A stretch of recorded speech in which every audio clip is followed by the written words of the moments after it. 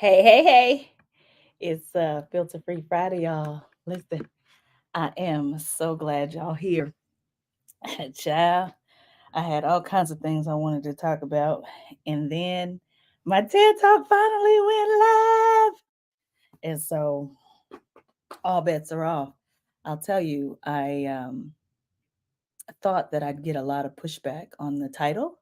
What a Pimp taught me about empathy. In fact, I thought that there would be plenty of people who didn't really get down with that title. In fact, I remember when I saw it on the TED YouTube channel. One thing that was shocking to me at first was that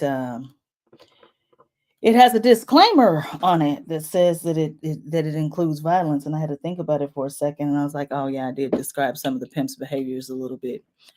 But regardless, I think it's the perfect time for it to come out because, yeah, people are shocked when I suggest that uh, pimps are empathetic. And to prepare myself for the TED Talk, I don't think I have it up here anymore. I read a book called Pimp by a man named Iceberg Slim. Forgive me for just a second. These glasses are filthy and I can't see.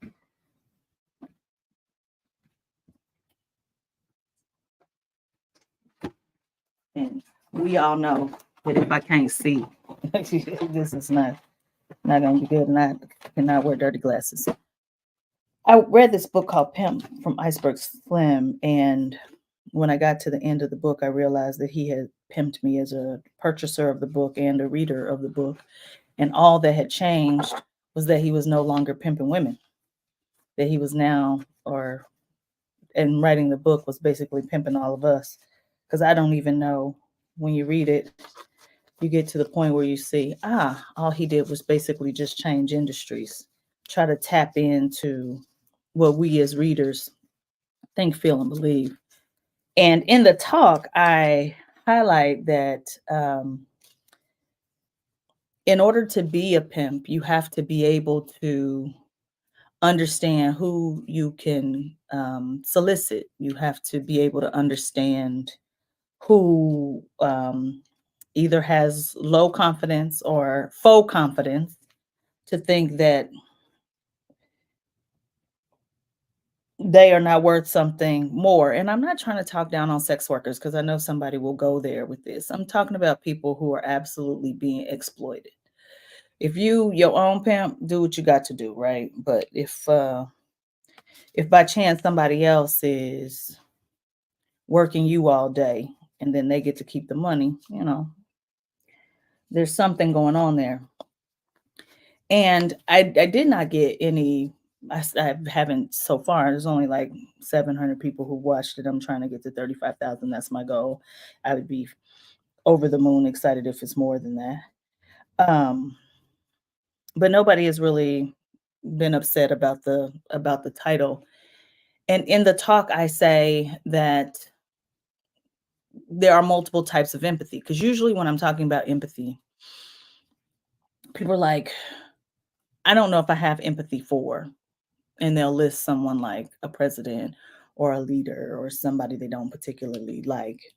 And I think what most people are talking about when they suggest that they don't have empathy for someone is affective or emotional empathy. And I'm touching my heart, even though all types of empathy come from the brain. People think that when I say that we need more empathy in the world or we need to be empathy revolutionaries, that I'm suggesting that we care for people. I care for people deeply, actually, but that's not what empathy is. By definition, it means to understand what another person thinks, feels, and believes. A pimp understands what the police think. A pimp understands what a John thinks. A pimp understands what sex workers think in order to be able to make that business fruitful and successful. If you're not, you're going to end up in jail. If you're not, your people end up getting killed. If you're not, then um, there are all kinds of negative things that can happen and go wrong. You won't be able to keep talent. And so, one thing that I'm constantly thinking about when I am inside organizations talking about empathy is most of the time, folks are concerned about cost, quality, and service. And so, what does it look like if I'm just teaching cost, quality, and service? Um, if somebody is just only concerned about that, and I'm teaching them how to use empathy as a way to, as a tactic, you know? But here's the thing, I was watching the RNC last night, and I was listening to former President Donald John Trump, and I saw that there were some people who had bandages on their ears in solidarity with him. And my old way before I started really understanding and tapping into empathy was to be like, what the heck is wrong with you? Why you got a bandage on your ear? When he said the ear is bleeding, is the most, the bloodiest part of the body if it gets damaged, all these things. I used to be like, what in the world? But now, not so much. Not so much. You see, now what I understand is what would cause a person to say that? What would cause a person to put a bandage on their ear? What has happened to someone who they're listening to things like we're filling the seat for the most important position in our country, and we're having kind of a barroom conversation. What does that mean? What are those people thinking, feeling, and believing? And when I think about that, what comes to my mind is, well, we know that we have been struggling with some racist ideas in this country for a really long time. We know that in 2020, there was a reckoning, but many people were tapping into the diversity, equity, and inclusion space. Most of them didn't know the difference between diversity and inclusion or race and equity. Oftentimes, they folks were showing up as activists, uneducated about the topic, and not that being an activist is wrong. It's just being an activist inside an organization has to look different if you're going to get, because ultimately, when you run an organization, you're trying to get a full group of people to work together towards a common goal. You're really looking more for cultural responsiveness than you are for DEI anyway. In an organization, you want people to recognize all about everybody's lived experience adds value, not everybody's opinion. And you want all of your team members to leverage those experiences so that you can sell product, so that you can recruit more talent, so that your brand is wonderful. It's like this is a capitalistic society, right? But in 2020, when all of these people started jumping into the DEI space because it was profitable, because that's why, right? See, empathy helps you to know, why would somebody jump onto a bandwagon like this that they previously demonstrated that they didn't care about at all of a sudden, and be willing to spend almost whatever on it? You got to think like a pimp, and people think that I'm suggesting that you think like a manipulator, and I'm like, no. Empathy by definition means understand what another person thinks, feels, and believes. And so when you understand what another person thinks, feels, and believes, you watching what's happening. If you're trying to create an inclusive culture, you can't create one where now other people feel excluded. And one of the things that started to happen was that people who previously didn't even have to talk about these topics at all started to feel like they were excluded. So fast forward, you look at the audience there at the Republican National Convention. Look at the demographics of people. There's lots of difference there that we can't see, but let's just focus on what we can see. Does not represent what the dominant of the United States looks like in general. Certainly doesn't look like what people look like across the globe. It is fairly homogenous.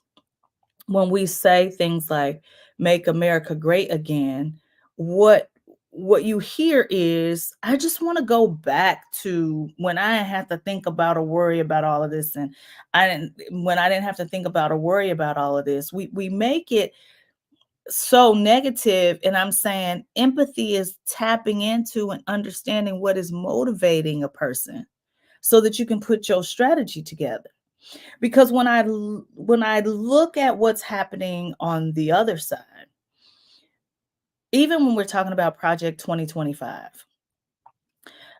a dangerous, destructive policy agenda, but it's 922 pages of written content.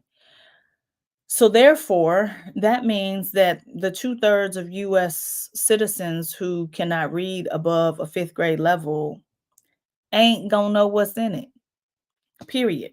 And then when I saw people trying to like make it clearer, what they were doing was saying things like the Department of Justice won't have the fiduciary responsibility to be able to effectively blah blah blah. And it's like, man, you're gonna lose everybody.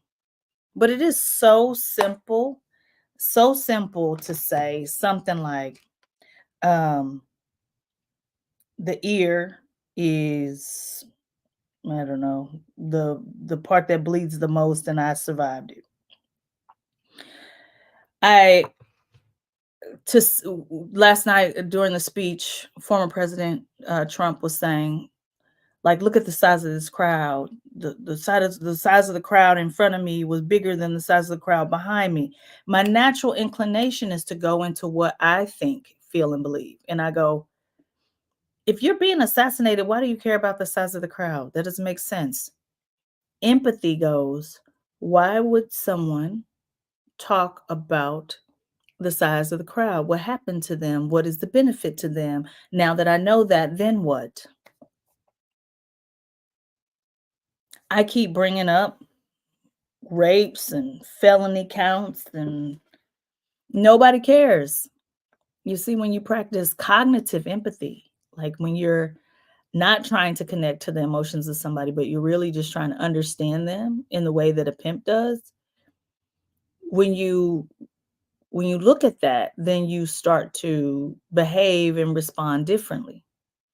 Um, the picture that the media is using, I mean, you can look at all the media outlets, the one that's just like fist a little bit of blood on the face. What are we trying to convey with that picture versus a different picture? What, like maybe one after the Secret Service had gotten him, former President Donald John Trump, on the ground? Why not that picture? What would that picture convey? You see, and I think none of this is me trying to tell you who or who you shouldn't vote for. I'm just saying that the people who are the most persuasive, whether that be preachers, politicians, community activists, or even former presidents, understand that empathy is used as a tactic. I know when I first heard this laid out for me, it was from a hostage negotiator, Chris Voss. He coined the term tactical empathy. He says that when he is trying to get someone to release hostages, he has to know what is motivating them. He can't just go in there thinking like he thinks. He has to figure out how to think like they think so that then he can get them to release hostages. I think as lay people, we describe this as manipulation. I know that that's not necessarily what empathy is supposed to be. You know, as we casually use the term, we are talking about compassionate empathy, that I feel what you feel, I understand you, and I'm motivated to do something to help you. I know that that's what we are, what it's supposed to mean. But I'm telling you that the most manipulative people in the world understand cognitive empathy, and they don't necessarily have the compassion part. So I'm on this mission to try to get people to be who are compassionate, who do care about people, to stop. You know, you see somebody with the bandage on the face and you start laughing. Maybe laughter could be your first thought, but your second thought is, hmm, what happened to that person? Not so that I can agree. Because no matter what another person thinks, feels, or believes, it makes total sense to them, even if it makes no sense to me. How do I motivate people who can be moved to care about our country in the same way? How do you do that? And I can tell you it's not through throwing around big terms. I was in a session this week, and I will, this is not judgment, this is just description. And for one of the first times with this particular client, there was a visibly gay person in the room. And there was a man who was suggesting, well, he said, and he was being very vulnerable, and I'm really excited about this. He said, you know, at work, I don't really care, who people are sleeping with. And I think it's odd that someone would, be bringing up their same sex relationship. And I'm paraphrasing. And I was like, "Oh, this is good," because this person had introduced themselves talking about their children, uh, newborn child, and they also talked about their spouse, and they used the pronouns to let me know that their spouse was the opposite gender. And so I just said, "Hey, may I ask a question?" Because I start my sessions by saying we're gonna have ouch moments, right? So I was like, "This might be one of them. Are you ready?" They were open, and I said, you introduced yourself by telling me your sexual orientation. And I saw their face go like, what? Was like, well, you told me about your spouse. You told me the gender of your spouse through your pronouns, and you told me that you had had a baby and that this is your second baby. So that gives me some indication that you are, I said, heterosexual. The gay person in the room goes, well, and I was like, hold on, because right, like, just because you have a child with a person that's of the opposite sex does not mean you're heterosexual. You could be bisexual, you could be on the down low, you could be hiding that you are homosexual, you could be asexual. Listen, you could have used artificial insemination. I know all of that intellectually, but see, when we start doing these mental gymnastics and getting all into nuance, you can't bring people along. It's like we want to stick people in the calculus class when they don't even understand algebra 1. And that is the least empathetic thing we can do. You have to understand where the person is, the person you're talking to, so that you can move them. And I know that that sounds awful and like a tactic. And I'm telling you, some of the most hateful people in the world are doing it already. And so if we, those of us who care about people, won't do it, then what does that leave us with? To me, it looks like just a whole bunch of hatefulness.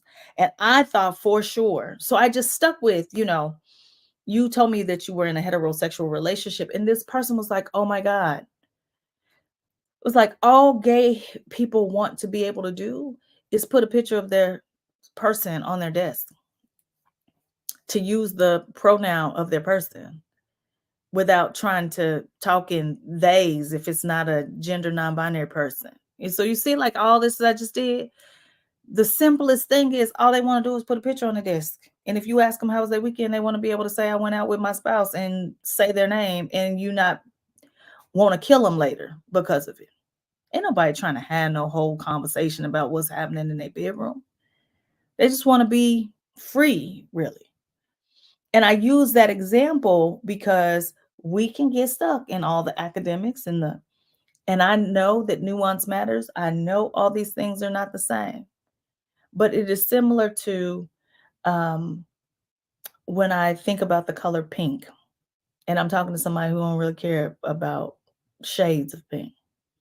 Well, there's salmon pink, there's baby pink, there's fuchsia, there's hot pink, there's um oh my gosh, you got hydrangea pink, you've got blush, you've got mauve, you got,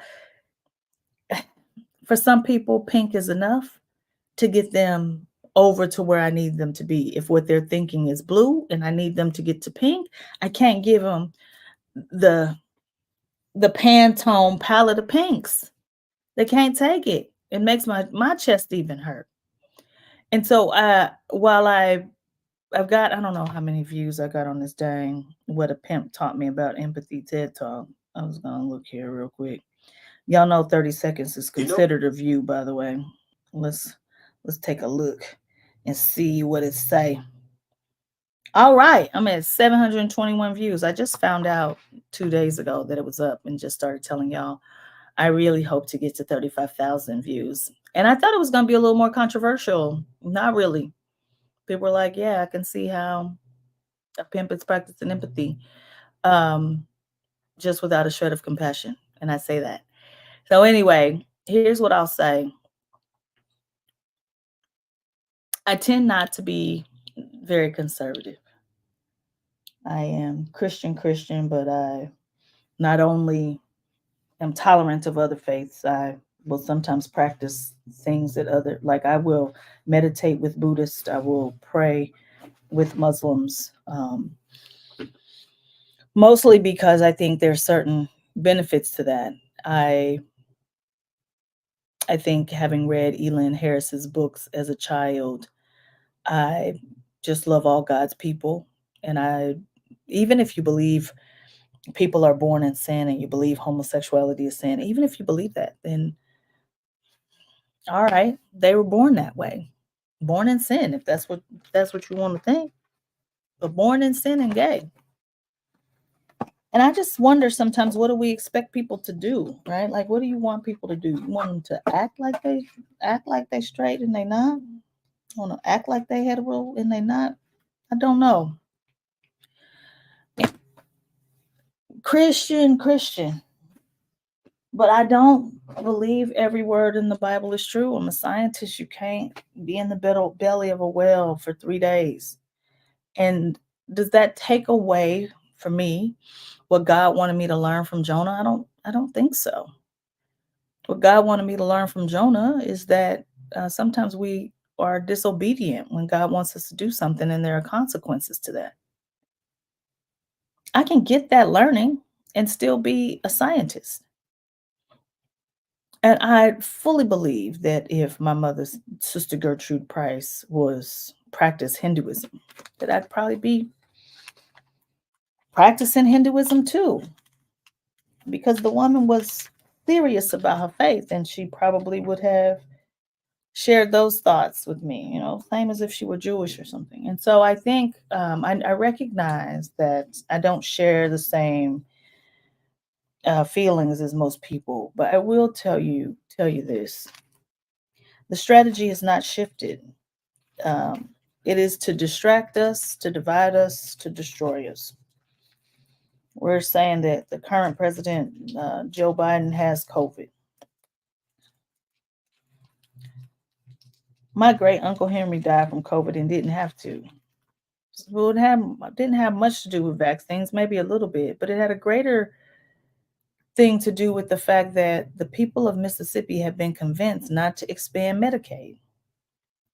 And so, therefore, all of the community health centers were closed. There was nowhere for him to go to get care. So, they had to life flight him to South Haven. And by the time he got there at 83 years old, he was pretty much dead.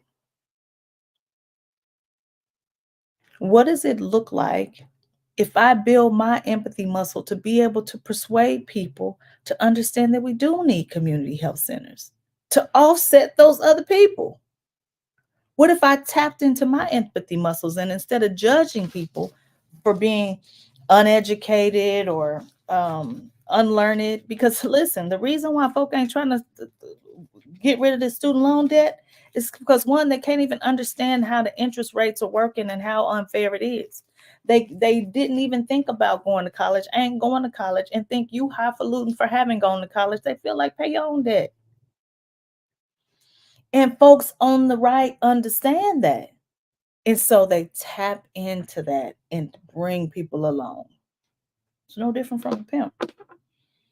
And if I can convince some folk who are looking for a more inclusive society, one in which everyone belongs, one in which education is central, I think I'll have done my work as an empathy revolutionary. Y'all watch the TED Talk if you ain't, and let me know what you think. What a Pimp taught me about empathy. It's a free Friday, y'all. We got work to do.